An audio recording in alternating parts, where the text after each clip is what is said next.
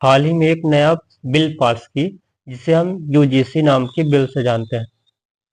सरकार ने इस बिल को पास करते ही पूरे देश में हंगामा मच गया कि बिल क्यों पास हो गया, और जनरल के फेवर में कोई भी बात नहीं लिखी गई।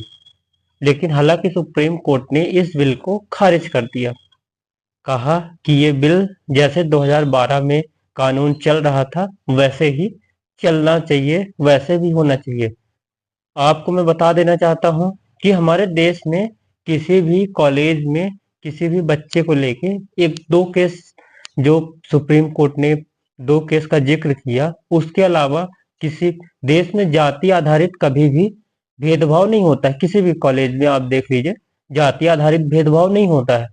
उसका भेदभाव के और कोई भी कारण हो सकते हैं।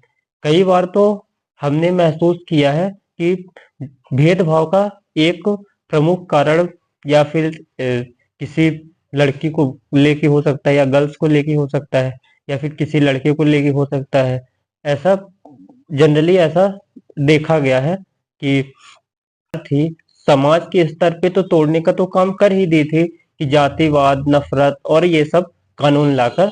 अब कॉलेज के स्तर पर बच्चे आपस में मिलजुल कर रहते थे, तो उसने ये कदम उठाए। और आपने एक बात सुनी होगी, जब 2014 में मोदी की सरकार आई थी तो उन्होंने एक वादा किया था कि आपके सभी के अकाउंट में 14-14 लाख रुपए आ जाएंगे, जो आज तक नहीं आए।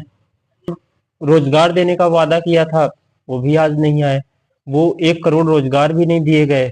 तो अब क्या है कि लोगों का ध्यान भटकाना चाह रही है सरकार, तो वो नए नए कुछ न कुछ ऐसे नियम लाती है, नए कुछ न कुछ हर महीने ऐसा कुछ करती रहती है, जिसके कारण लोग आपस में परेशान रहते हैं। ऐसा पहले की भी सरकारें करती थी। पहले की सरकारें दंगा कर देती थी, दंगा प्रसाद में ज्यादा ध्यान देती थी।